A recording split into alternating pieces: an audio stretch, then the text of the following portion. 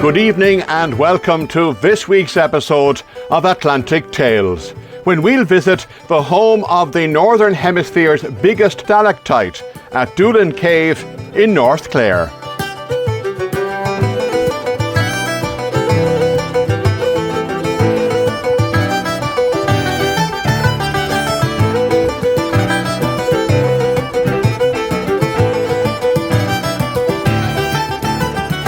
Formed beneath tropical seas hundreds of millions of years ago, the Browne in County Clare is comprised of tiers of limestone.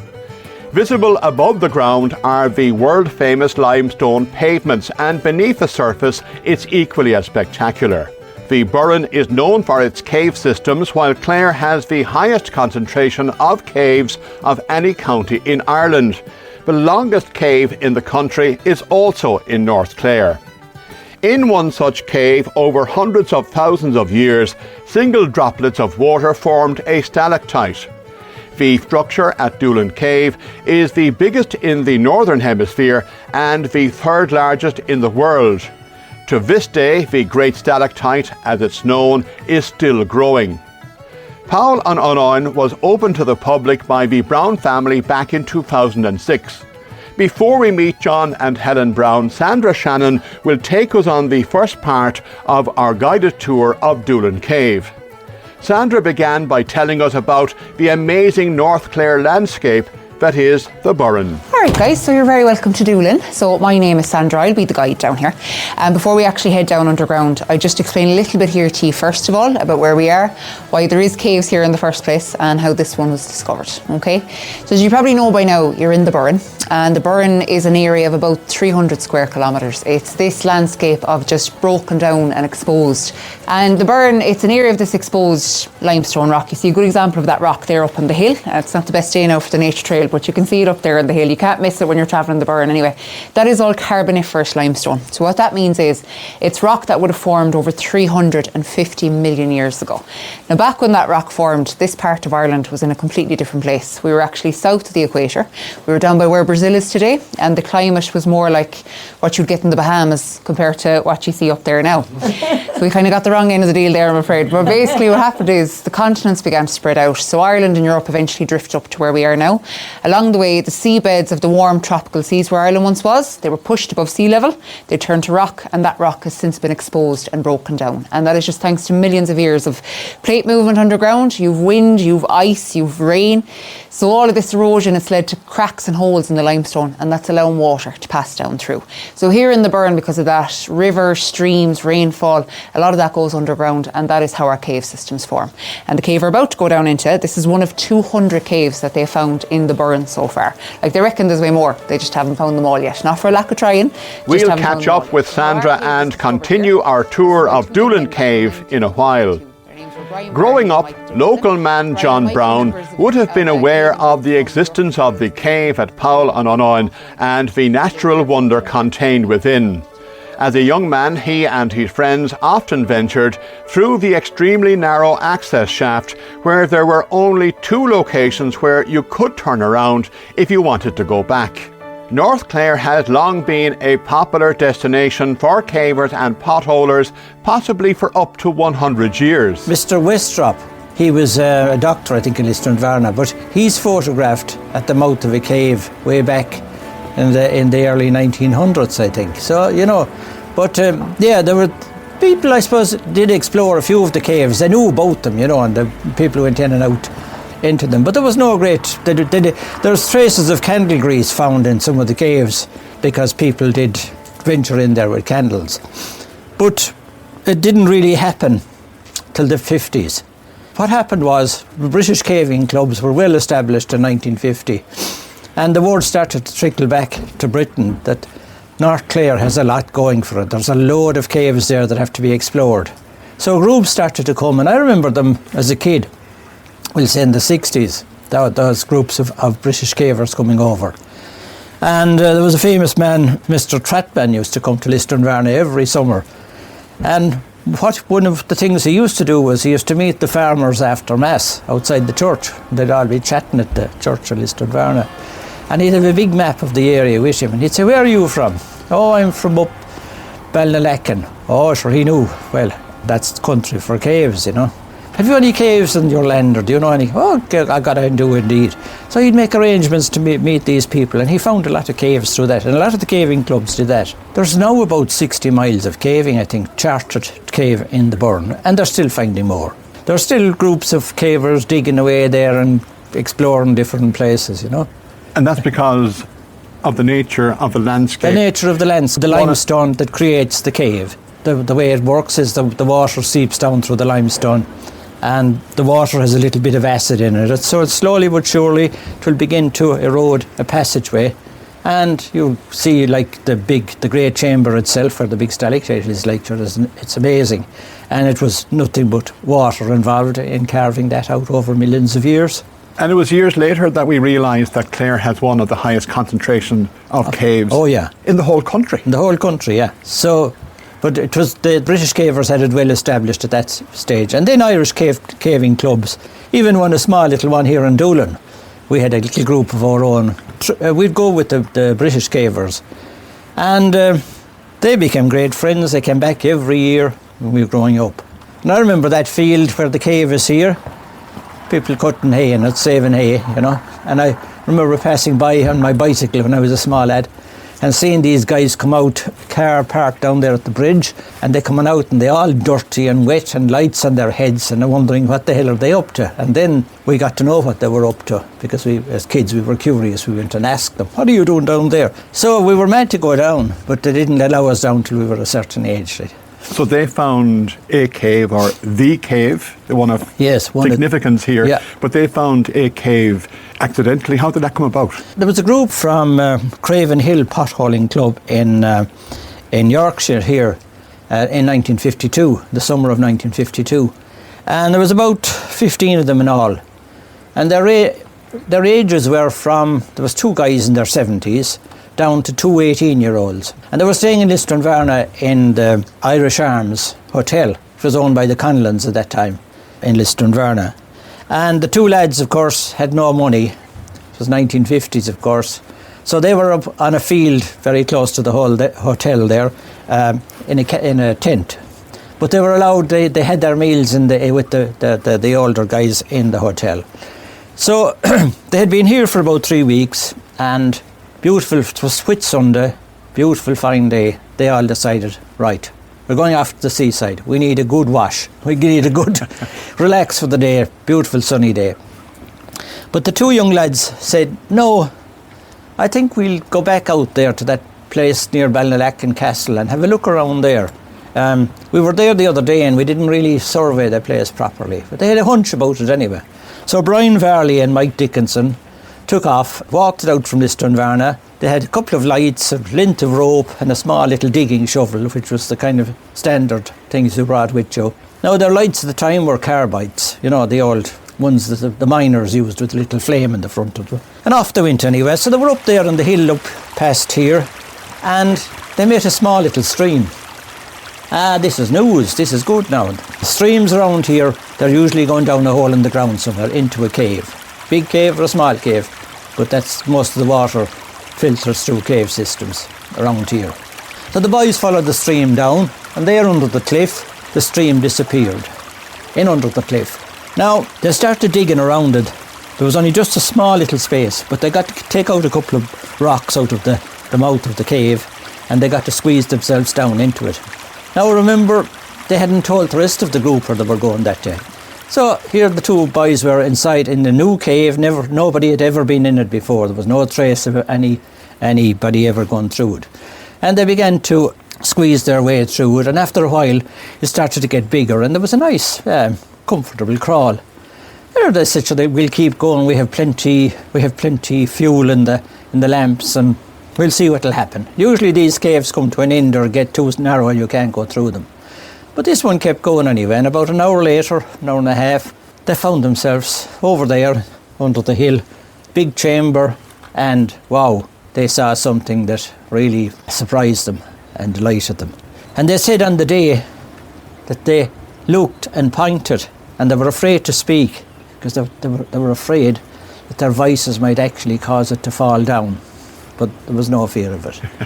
So anyway, they explored a bit more of the second chamber, and then they turned back, and they came back and came out the same way they had gone in, and went back to Listonvarna. And of course, that night at dinner, they were usually given a few pints of Guinness, and they were said they weren't going to tell anybody, first of all, but bring the group back in the morning by the ways, exploring the area again, and take them in there and surprise them. But a couple of pints of Guinness later, anyway, the two young lads said, "You wouldn't believe what we found today. This enormous stalactite." "Ah, shut up," the older guy said, you know. No. So the next morning they all went back, and the first photographs were taken in there. And after that, then it became a caver's cave, you know, but you needed a bit of gear and a bit of experience to go in and out of it. But did they keep it to themselves? Did No, word get around? Oh, the word got round straight away. And all the British caving clubs that came to North Clare that every summer were knocking on the door to get in there, you know, just they wanted to get going and get in there. And loads of photographs were taken.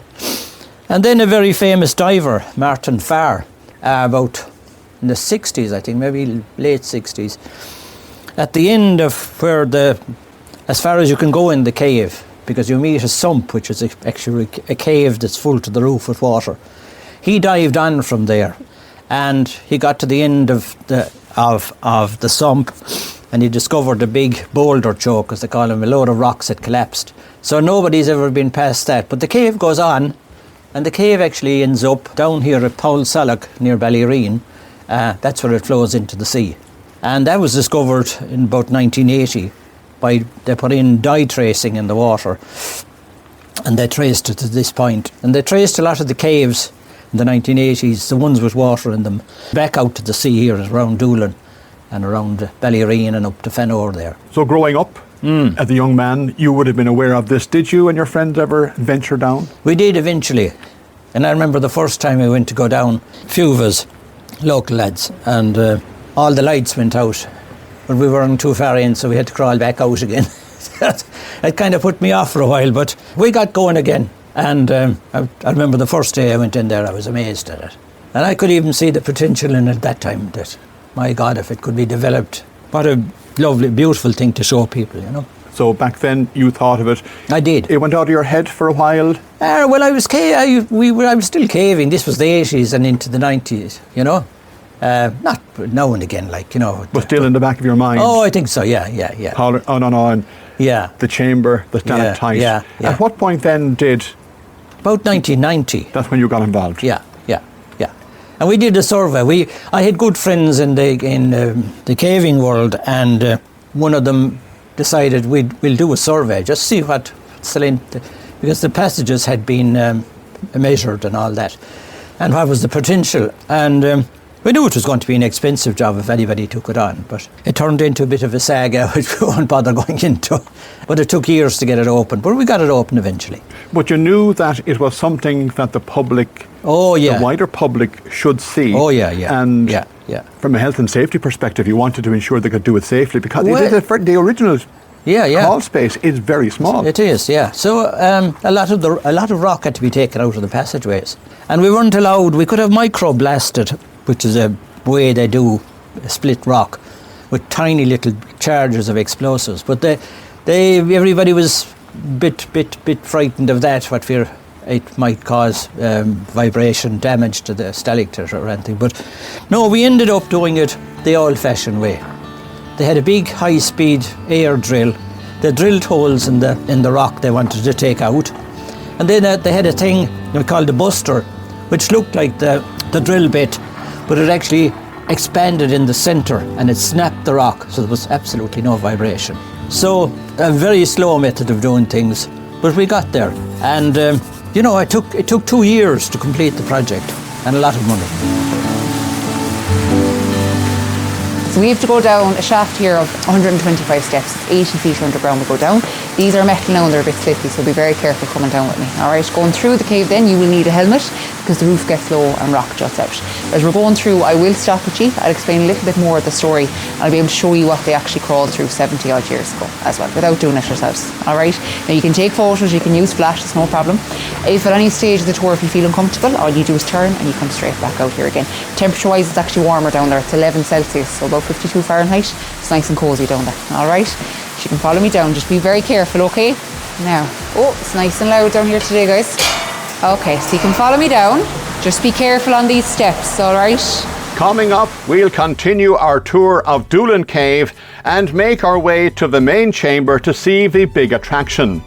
We'll also find out more about the hard work that went into opening the cave to visitors.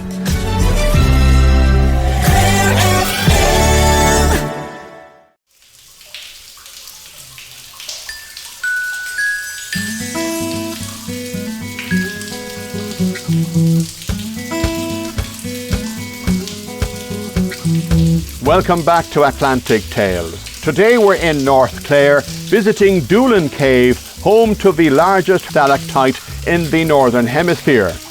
Before we hear more about the development of the cave as a visitor attraction, let's catch up with tour guide Sandra Shannon and one of today's visiting groups. All right, guys, so when you get down to the bottom here, watch your steps, mind your heads.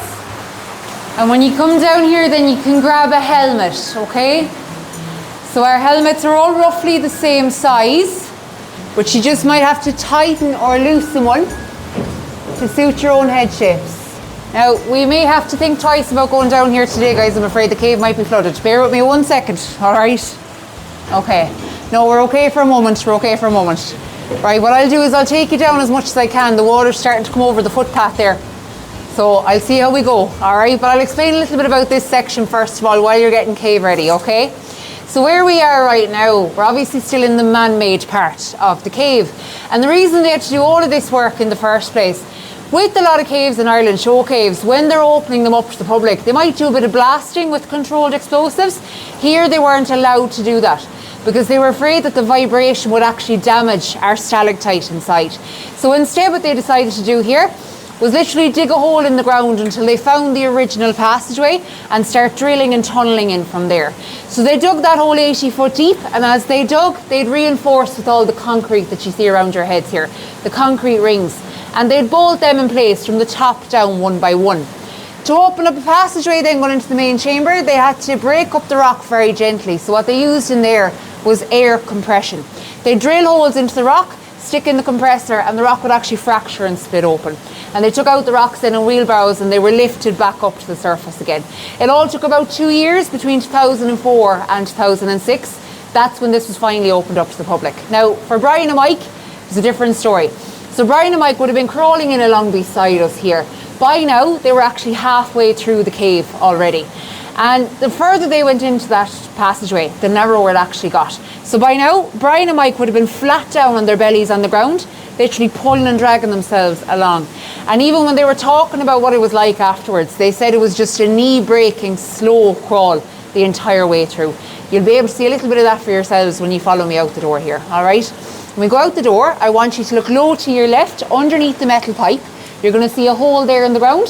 See the drain leading into it? That is the original passageway there. Okay, now we're not going through that. All right, don't worry. We're going to be going down in alongside it, all right? So you can follow me in, guys. Watch your steps. Have a look in there to the left now and you'll see what they would have been crawling through. And this was actually what they would have called the halfway house. It was halfway through the passageway. But it would have been the first place where they had physical room to turn around. Okay? Watch yourselves here, guys, all right? The stream is just starting to come over the footpath there. So watch your step, mind your heads. Powell an Unaun is just one of around 200 known caves in the Burren. Clare has the highest concentration of caves in Ireland, with the longest in the country located at Powell in the north of the county. Cavers have been travelling to North Clare for at least a century to explore the Burren's mysterious underworld. One such cave was discovered in 1952 by two young men, Mike Dickinson and Brian Varley of the Craven Pothole Club based in the Yorkshire Dales in England. Not only did they find a previously undiscovered cave, they also found an impressive chamber with a massive stalactite. In the early 1990s, having visited the cave many times himself, John Browne and his wife Helen first discussed plans to acquire and open the cave to the public. This met with strong local opposition, which in turn led to several attempts to legally stop the development, but the Browne family finally got the green light to proceed with their plan. A shaft had to be carefully constructed to house the 125-step access to the cave, but as John Browne explains, a lift was also considered as an option. Yeah, we left space enough in the shaft to put in a lift, but lifts are very troublesome in the sense that you just can't go out and buy a lift to put into a hotel or someplace, because the dampness, you have to get a lift that you would use in a mine shaft where it's damp and has all those conditions. And they're very hard to maintain, and miners are trained in using these lifts if it breaks down or anything that they can. So we've left it the way it is. I know some people maybe they'd like to get down, but the stairs might be in there, be against that. But we've had 80-year-olds go down there and come back up again, no problem. So. A lot of time, a lot of work, a lot of experts coming in, yes. A lot of money as well. 2 years in the making, so before you could open up to the public. Oh yeah. And even before that, there were surveys going on, and we had a load of equipment down there monitoring the CO2, humidity, all that stuff. And that's still going on. We've still got our monitors down there, and our people that are monitoring the situation there are very happy with the thing, because when you go on your tour there, there's a slight variation in temperature. The lights are turned off between the tours. Everything goes back to normal, we'll say, in the cave, about 5 minutes after you leave the chamber, or the cave itself. But still warmer down there today than it is out here. It's warmer, here. it is. It's about 11 degrees, yeah, winter and summer. So in summertime, it's a nice place to cool off, if we ever get a summer. Did you have experts come in then, John, to examine the stalactite and get all the history of that? And they were dated, of course, as well. And they were delighted, because it gave them, it's the main platform for one of the main platforms for research in the Burren, because it's such a unique place.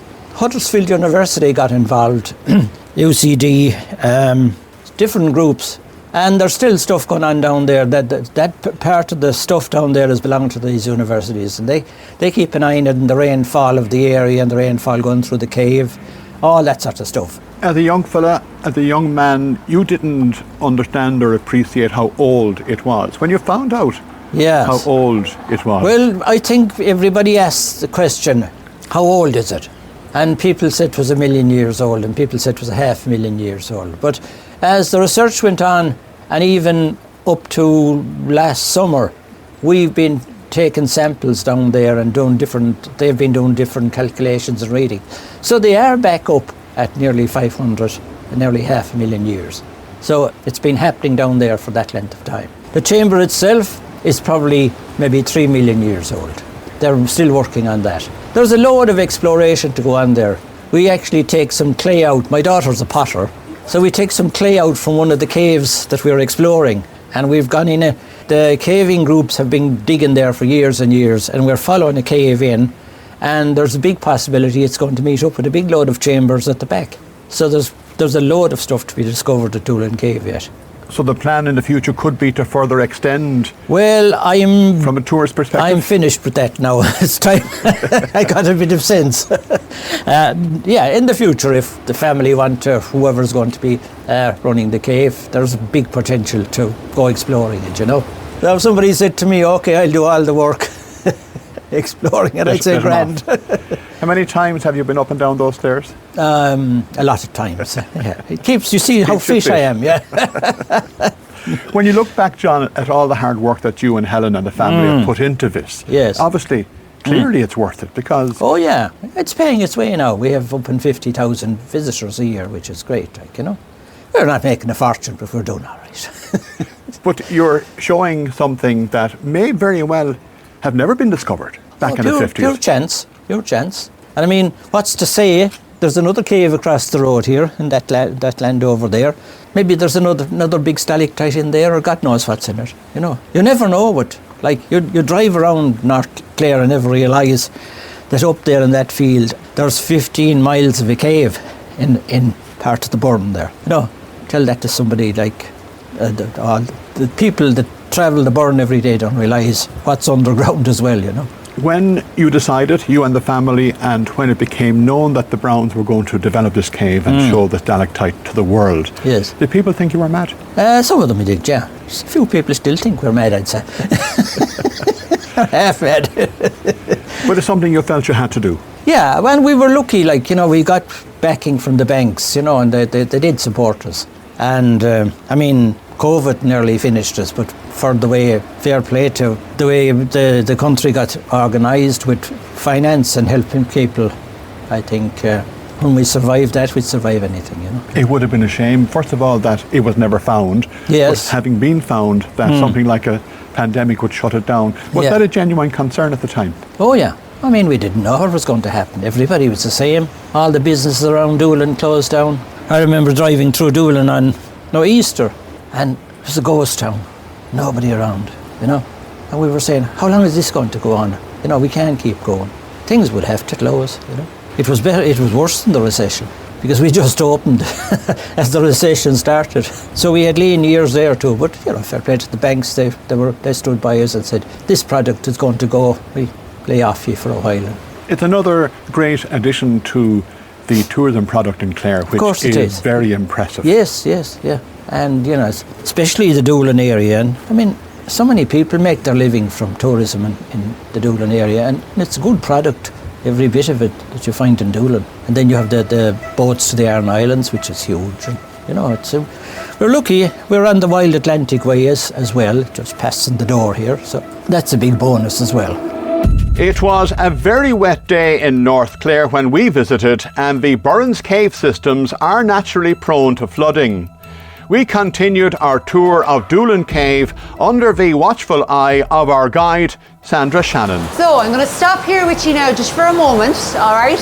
What you see in here in front of me, this is more of the original passageway. And up until about 20 odd years ago, if you want to see the stalactite, that was the way that you had to go as well. But for Brian and Mike, from the original entrance they found at the back of the car park, all the way into our main chamber, that crawl would have been just over 550 metres. In that 550 metres, you only had two places where you could physically turn around if you needed to get back out of the cave again. That's how narrow it actually was. Most of the crawl was like what you see in here. Now, the flow water going through there today is a lot higher than what it normally is, okay? But they said they would have been crawling through water that at times came up to their chin. And back then, this is 1952, caving gear was terrible. For clothing, you had nothing waterproof. You had pure cotton overalls. So by now they were soaked. But for light, they had nothing battery powered. What they had back then were carbide gas headlamps. And they weren't great because they would only last for about 3 or 4 hours. The light was very dim to begin with. And crawling through here, you were following the stream. If any of the water got into the light was gone, like that. You were left in the dark to fumble around to try and relight a headlamp again.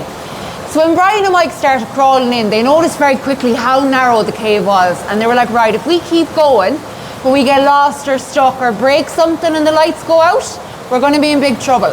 So what they actually decided to do very early on, rather than being sensible and going out and maybe getting more crew, more lighting, more people with them, they said they keep going, but switch off their headlamps altogether to preserve them. So they'd make their way through the cave in the dark for as long as they could. So most of Brian and Mike's crawl through here was actually done in the darkness as well, just to make you question their sanity even more.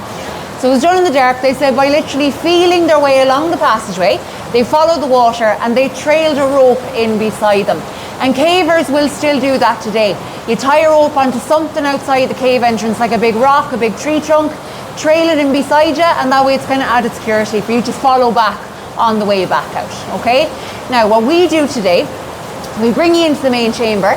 Before we show you how, or what they found down there, We show you how dark the cave can actually get. So we turn off all the lights for a few seconds, just to give you the dramatic effect of no lighting in the cave, so you can experience what it was like for them, all right? So when we're in there, if it's okay with you, if you have any smartwatches, phones, anything with light, if you don't mind even just leaving them in the pocket for a second, just for the dramatic effect of no lighting.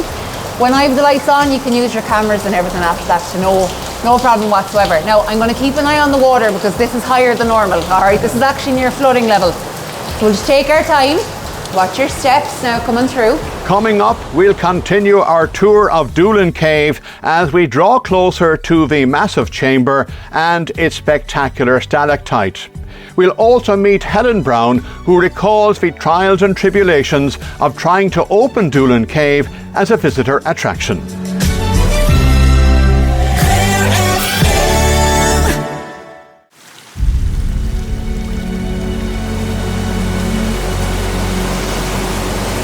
Now I just want to briefly point out as well, before I bring you in here, up here to my left, this was the original way into the main chamber. This is the way that Browne and Mike would have gone, and I know that looks very small. They said to get through there you have to make yourself as skinny and as flat as possible on the ground, and you kind of shimmied yourself in. Now it's a bit of a mystery as to why they went that way, because they were following the water. If they were to keep following the water, they would have gone underneath us here. But instead they went up, and we think that's possibly because they felt air coming out from there. That meant there was a big room somewhere up ahead. So that could be why they went through there instead. So they went through there, they went around some clay and crawled over a couple of these big rocks, and that brought them into the main chamber. We're obviously not going that way, we're going to go this way. And we come out just underneath the same rocks they went over, all right? So I'm going to bring you in here, mind your heads, watch your step. Okay, now take your time coming in.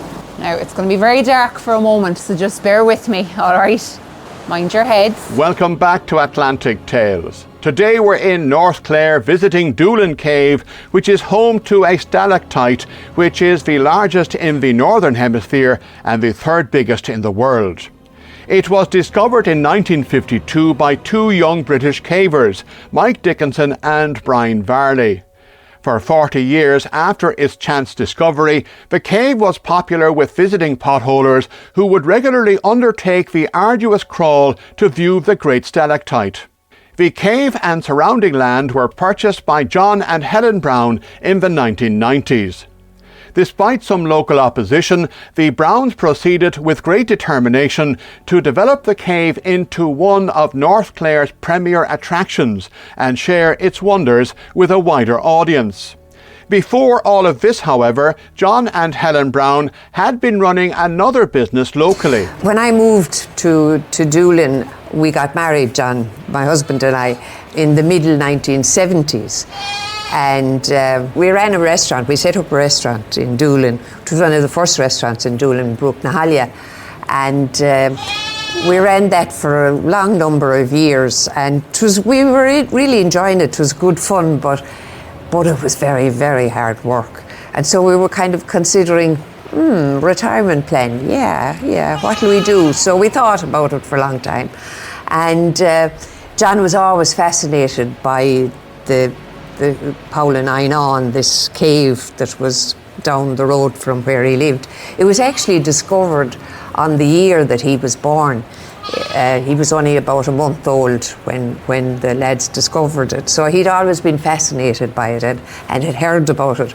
And very early on, I often went down with him because he loved going down to see the cave, and loads of different friends of ours used to come and we'd go in groups. So kind of, I suppose, just, I don't know how the idea grew, but we kind of said, why don't we try and open it up to the public? Because there was already one show cave in Clare at the time. And so we said this would make a great kind of retirement plan, let's say. So we started anyway, and as you know, it took us nearly 15 years between getting the planning permission and people objecting, and we were in the High Court I think about 15 times. Some people had objected to it. So eventually we had the first planning application went in 1990, and we eventually opened the cave to the public in 2006. Known as the Great Stalactite, it hangs 27 feet from the ceiling of an inner chamber at Doolin Cave. But after 3 years of construction work, this magnificent geological wonder is finally accessible. A 12-flight stairway extends 80 feet down a mine shaft, along with a 300 feet underground walkway, which had to be constructed to provide safe access for visitors. We had intended to put a building up in the very beginning, but as it was getting more and more difficult to get the planning, we decided that we would take it in stages. And so we set up Park and Ride in the very beginning, where we picked up people at the restaurant that we ran in Doolin and brought them up by minibus to the cave. And we did that for about, from 2006 until 2010, we decided we'd put a building up. And we did that, and it's been growing gradually since. I mean, we started off with maybe 4,000 or 5,000 people annually in the cave. And like in the last year or so, it's up on 44 or 5,000. So we're capped at 55,000 people because of how delicate the conditions are in the cave, that we can only let so many people in the year for conservation purposes. But it's been gradually going since, and we're delighted with we're at well past retirement age now, so it didn't work out as a retirement plan, but our daughter has taken over, Jenny, at the moment. She runs the cave now, does all the business end of it. So we're delighted that it's moved into a second generation. And then our other daughter, Karen, is an artist, and she set up a pottery program here at the cave, where she took the clay from the cave and turned it into pottery, processed it, and she sells the pottery in our craft shop here at the cave building. We're delighted that both Jenny and Karen are making a living out of the cave at the moment, because they were only very small when we started with the idea of the cave, and they've grown up with it all their lives, and sometimes we felt that it overshadowed their childhood to some degree because of all the energy it took from us and the controversies and everything. So it's lovely for them that at least in their adult years that they're getting something out of it. We feel that it's a kind of a debt unpaid, that it pays off in the end. That it pays off. And they're happy with that. And you mentioned controversy in the High Court, and you'll have people objecting for genuine reasons, because you are in a very sensitive area, but you and John are very conscious of that. Oh, we are indeed, yeah. We have a very rigorous conservation plan in place, where we have to measure the humidity, the temperature, the CO2 emissions, and to keep them at a certain level. Now, particularly the CO2 emissions aren't dangerous for people going to see the cave, but the concentrations can be high, so that's why the people that are working with us, that are doing the guiding, their hours are monitored, so they can only get a certain amount of hours underground we have to make a report annually to the EPA, the Environmental Protection Agency. They monitor the CO2 levels and what the guides are that we keep it within a certain limit. So it's part of our conservation plan for the place, and we're also involved in the Browne Ecotourism Network, which is we've been with them now for the last 15 years or so. They're a group of about 50 or 60 businesses in North Clare now that are evaluated annually on their conservation measures, the amount of water that they use, the amount of transport, all kinds of things. So that's done on an annual or biannual basis with the Browne Ecotourism Network. And because of people's the whole trend in the modern world is that we all kind of try and live in an eco-friendly sort of way, and we don't impact negatively on the environment. So we find that that's a very important part of our ethos for the cave. You're also on the Wild Atlantic Way and part of the Burren and Cliffs of Moher UNESCO Global Geopark. How important is that? Because they're two big brands. Oh, it's very, very important. We're a Doolin Geopark site now, and there are about 7 or 8 of them that are marked around the Burren area. It's a great thing for us that we're part of it, because it feeds into the way we see conservation, and like that tourism is sustainable and that we're not damaging what we're trying to sell to people. So it makes a huge difference to us to be part of that. On the whole issue of sustainability, the last time I was here, the goats were on the roof. You have 2 little goats here. They're not allowed on the roof anymore. Why is that? No. Last year we decided that to further our conservation effort, that we installed 45 or 6 solar panels, which we hope will again cut down on the amount of energy that we use. Our poor little goats they're here. We have a lovely little area here on the thing, but no, they're not allowed on the roof anymore. You're one of the businesses that can stay open year round. Oh yeah, we're very lucky that we can do it. Doolin has a very long tourist season. It kind of starts off the Russell Memorial weekend, weekend of music, and so that starts kind of mid-February, and that kicks off the tourist season. And then over the years we've been kind of trying to advance the season by working with the Cliffs of Moher and working with Hotel Doolin and the Doolin Inn and other businesses in the area that are open year round.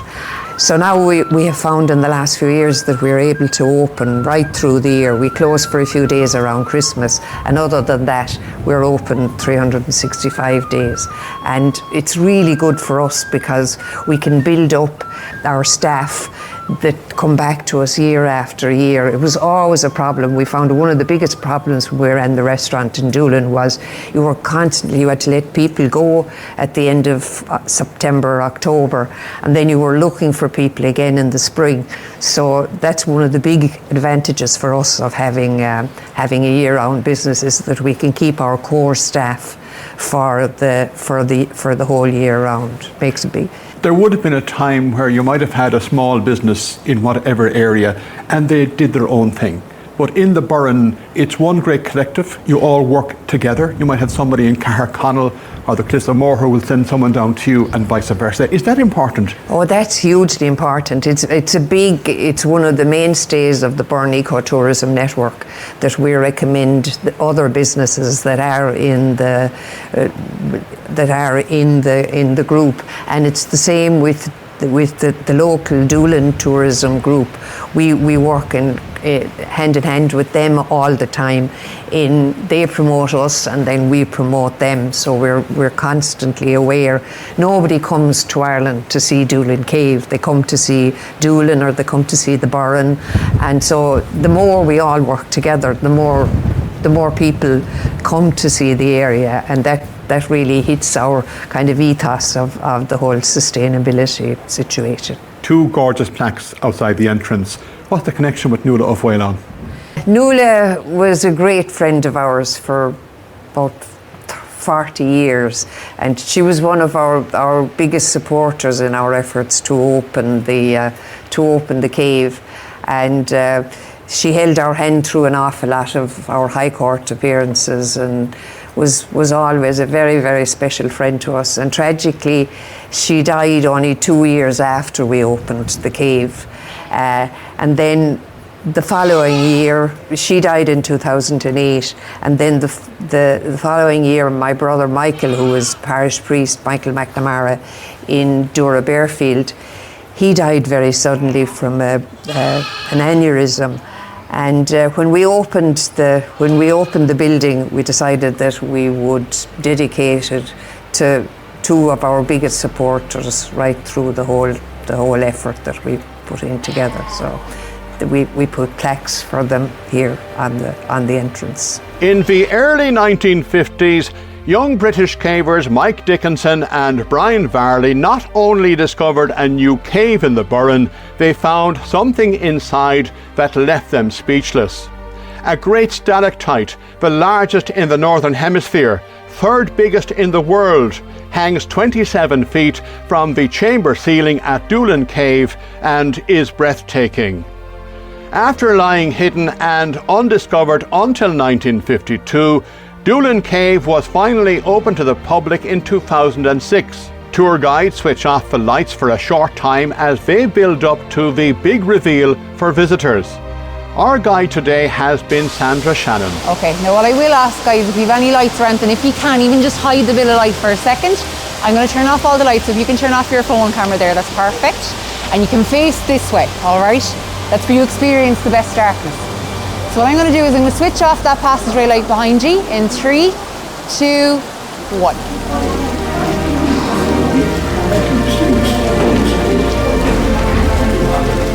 So right now, folks, we are all underground by between 50 and 70 metres of solid limestone. There's no natural light coming down here. That's nearly 200 feet of solid rock. There's no natural light coming down. I have the lights off, so this is complete darkness. And imagine this is what they crawled through, and it took them 3 hours to get in as far as here. Now, the closer they got into the main chambers, they crawled in, they said they could hear the echo. And an echo means you're in a big space, a big room. So they were delighted. They said they'd light up the headlamps again, have a look around, maybe stretch out the legs. But they weren't expecting to see something like this hanging down in front of them, the big stalactite. So you can imagine how they felt after those 3 hours of crawling through muck and cold water in the dark, and you see something like this hanging down in front of you. It's like nature's own chandelier. And they said themselves they were speechless for about 20 minutes.